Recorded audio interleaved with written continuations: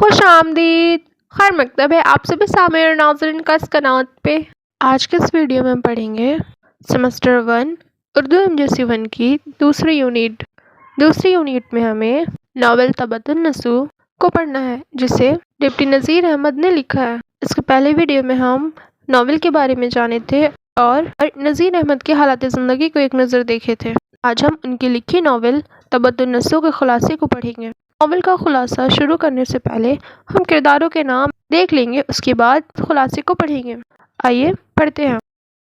یہاں پہ دیکھیں گے سب سے پہلا جو نام ہے وہ ہے نسو۔ نسو جو ہے گھر کے مردوں میں سب سے بڑا ہے۔ شروع میں یہ بھی امید زدوں کی طرح تھے، دین سے بیگانے، گھر میں بھی سب کا یہی حال تھا، لیکن ایک حادثہ نے نسو کو ہدایت بخشی اور پھر گھر میں سب کی اصلاح شروع ہوئی۔ نسو کے ساتھ ایک ایسا حادثہ ہوتا ہے جس کے بعد وہ خود تو دین پہ آتا ہے اور اپنے پورے خاندان کو بھی مائل کرتا ہے۔ آگے ہے فہمیدہ، جو نسو کی بیوی ہے، اور نسو نے سب سے پہلے اپنی بیوی فہمیدہ کی اصلاح کی۔ کلیم نسو کا بڑا بیٹا ہے جو شاعر ہے اور باپ کی بات نہ ماننے پر گھر سے باہر بھاگ جاتا ہے اور آخر میں زخمی حالات میں گھر واپس آتا ہے اور نیما کے سسرال میں انتقال ہو جاتا ہے۔ علیم نسو کا منجلا بیٹا ہے جو 6ٹھی جماعت کا طالب علم ہے۔ سلیم نسو کا چھوٹا بیٹا ہے جس کی عمر کچھ کم 10 سال کی ہے اور مدرسے میں پڑھتا ہے۔ نیما نسو کی بڑی بیٹی اور اس کی شادی کو 2 سال ہو چکے تھے اور ایک 5 مہینے کا لڑکا بھی تھا۔ سسرال سے انبن ہو جانے کی وجہ سے 6 مہینے سے اپنے ماں کے گھر میں تھی۔ حامدہ نسو کی چھوٹی بیٹی جس کی عمر 6 سال کی ہے۔ صالحہ نیما کی خالہ زاد بہن ہے۔ مزاج زہردار بیگ مزاج ایک چرب زبان ریاکار مصاحب ہے، اس کی حاضر دماغی اور زبان میں جادو ہے اور کلیم کا جگری دوست ہے۔ یہ جو مزاجی ہے وہ نسو کا بڑا بیٹا کلیم اس کا جگری دوست ہے۔ فطرت نسو کے چچا زاد بھائیوں میں سے تھا۔ حضرت بھی ایک نیک بوڑھی عورت ہے جس سے لوگ حضرت بھی کہتے ہیں۔ ان کے 4 نواسے ہیں اور ان میں سے اور ایک سلیم کا ہم جماعت ہے۔ نسو کا جو چھوٹا بیٹا ہے اس کا ہم جماعت ہے حضرت کا نواسہ۔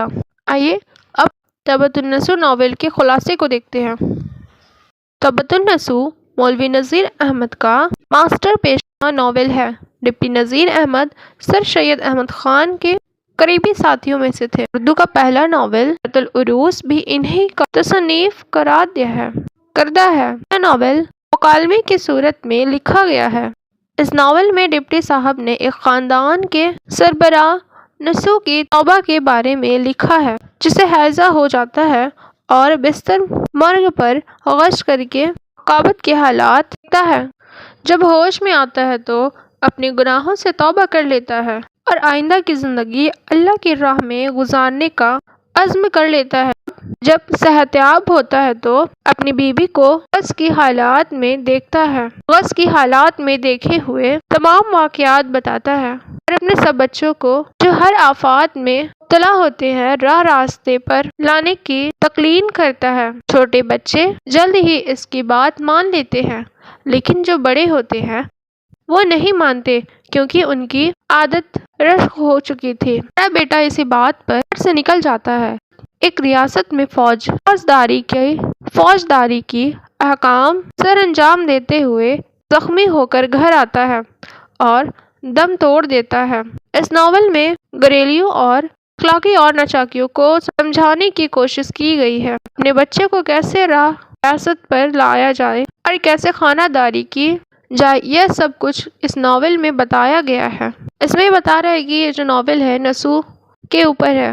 جو نسو ہوتے ہیں ہیضہ کی بیماری میں مبتلا ہو جاتے ہیں اور اسی حالات میں انہیں خواب آتا ہے۔ خواب میں دیکھتے ہیں کہ حشر کا میدان ہے، سب کی ایمان و اعمال کا فیصلہ ہو رہا ہے۔ وہ اپنے خواب میں اپنے بابا جان کو بھی دیکھتے ہیں جو نسو کو نصیحت کرتے ہیں اپنے اور اپنے خاندان کی حفاظت کرنے کی، دین پہ لانے کی۔ نسو جب خواب سے جاگتا ہے اور اس کی صحت بہتر ہوتی ہے تو یہ بات اپنی بیوی کو پہلے بتاتا ہے اور اسے بھی دین راستے پہ آنے کو سمجھاتا ہے۔ سب باتیں اپنے چھوٹے بچوں سے بھی کہتے ہیں، ان کے چھوٹے بچے مان جاتے ہیں کیونکہ وہ چھوٹے ہوتے ہیں، اور کسی بھی چیز کی تبدیلی کرنی ہوتی ہے تو زیادہ تر بچپن کا مانا ہی بہتر ہوتا ہے۔ اس وقت جیسے اس روپ میں ڈھال دے بچے اس میں ڈھل جاتے ہیں۔ نسو کے چھوٹے بچے نے ان کی پہلے بات مان لی، اس لیے ان کی بات ترنت مان لی۔ اپنے بڑے بچے کو جیسے اس نے کہا وہ گھر چھوڑ کے چلا گیا۔ راستے میں اس کے ساتھ کچھ برا حادثہ بھی ہو گیا جس کی وجہ سے اس کی جان چلی گئی۔ اس ناول میں بتایا گیا ہے کہ دین سے بھٹکے ہوئے کو کیسے دین پہ لائے، اپنے بچوں کی کیسی تربیت کرے کہ جو اب وہ دین پہ قائم رہے۔ آئیے اس ناول کے خلاصے کو تفصیل سے پڑھتے ہیں۔ دیکھیں، ناول 12 فصلوں میں بٹا ہوا ہے، ایک اصلاحی ناول ہے۔ اس ناول کا تعارف الکرام نے لکھا ہے۔ دیکھیے، فصل اول میں دکھایا گیا ہے کہ ایک سال دلی شہر حادثہ کی پیٹ میں آ گیا اور اس آفات سے نسو بھی نہ بچ سکا۔ نسو کو خواب اور بچ سکا، یعنی وہ بھی اس بیماری کی چپیٹ میں آ گیا۔ وہ حیات میں تھا۔ نسو کو خواب آئی اور دوائی پلائی گئی جس میں پڑتے ہی وہ سو گیا اور خواب دیکھا۔ فصل دوم یعنی دوسری فصل دوم میں دکھایا گیا ہے کہ جب نسو خواب سے جاگتا ہے تو اس کو اپنی بے مقصد بے دینی زندگی پر افسوس ہوا، چنانچہ اس نے پورے خاندان کی اصلاح کا بیڑا اٹھا لیا۔ یعنی جب اس کو احساس ہوا کہ وہ دین سے بھٹکے ہوئے ہیں تو انہوں نے ذمہ داری لے لی کہ پورے خاندان کو انہیں دین پہ لانا ہے۔ نسو نے اپنی بیوی فہمیدہ سے مشورہ کیا کہ وہ ان کی بیوی اپنی بیٹیوں کی تربیت کرے اور نسو جو ہے وہ اپنی بیٹوں کی کریں گے۔ اس طرح انہوں نے اپنے بچوں کو دین پہ لانے کا سوچا۔ فصل سوم میں فہمیدہ اور اس کی بیٹی حمیدہ کی بات چیت درج ہے۔ حمیدہ نسو کی منجلی بیٹی ہے۔ فہمیدہ اس سے بات کرتی ہے اور اس کو نماز پڑھنے کے لیے تلقین کرتی ہے۔ حمیدہ پر ماں کی باتوں کا بہت اثر ہوتا ہے اور وہ نماز پڑھنا شروع کر دیتی ہے۔ یہاں پہ دکھا رہا ہے کہ حمیدہ جو ہے وہ نسو کی منجلی بیٹی ہے، اس نے اپنی ماں کی بات فوراً مان لی اور نماز پڑھنا بھی شروع کر دیا۔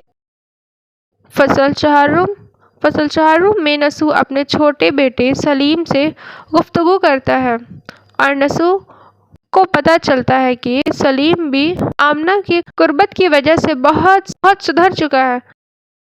فصل پنچم میں فہمیدہ اور اس کی بڑی بیٹی نیما کی نوک جھوک ہوتی ہے۔ فہمیدہ نیما کو نماز پڑھنے کی تلقین کرتی ہے لیکن وہ نماز کو اٹھک بیٹھک کہتی ہے۔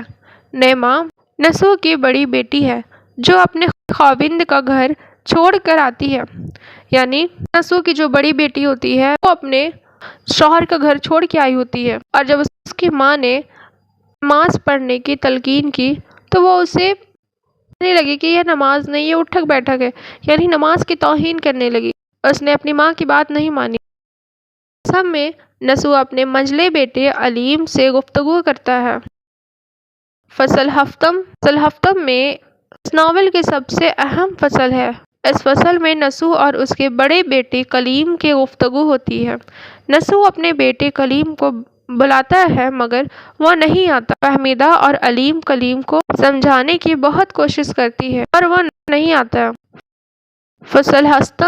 فصل ہفتم میں صالحہ اپنے خالہ زاد بہن نیما کو آ کر مناتی ہے، اس کو کھانا کھلاتی ہے اور اپنے گھر لے جاتی ہے۔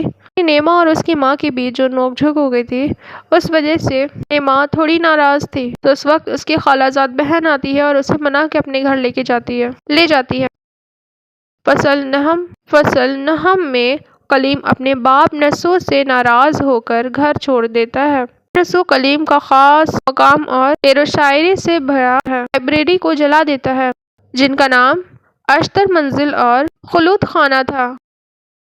فصل دہم میں کلیم اپنے فکر دوست مرزا اظاہر دار بیگ کے ساتھ رہتا ہے، پھر اپنے قربت دار فطرت کے یہاں رہتا ہے مگر دونوں جگہ ذلیل اور رسوا ہوتا ہے اور قید خانے کی ہوا کھاتا ہے، پھر باپ کی سفارش پر باہر آتا ہے، یعنی کلیم جو ہے اپنی باپ کی بات نہ مان کر وہ گھر چھوڑ دیتا ہے۔ اس کے بعد وہ اپنے دوستوں کے گھر چلا جاتا ہے، وہاں بھی اسے کوئی ساتھ نہیں دیتا، وہاں اسے ذلیل کرتے رہتے لوگ اور کسی وجہ سے اسے جیل بھی جانی پڑتی ہے، جس کی رہائی اس کے باپ کی سفارش سے ملتی ہے۔ فصل یازدہم میں کلیم نوکری کی تلاش میں دولت آباد جاتا ہے اور فوج میں شامل ہو جاتا ہے۔ دولت رام دور ان لڑائی زخمی ہو جاتا ہے، پھر واپس اپنے گھر آ جاتا ہے۔ فصل دوازدہم میں نیما اپنی نیک بہن صالحہ کے گھر رہ کر خود نجات راستے پر آ جاتی ہے اور اپنی غلطی کے لیے معافی بھی مانگتی ہے۔ کلیم اپنی بہن کے گھر پر وفات پاتا ہے اور یہاں قصہ اختتام پذیر ہو جاتا ہے۔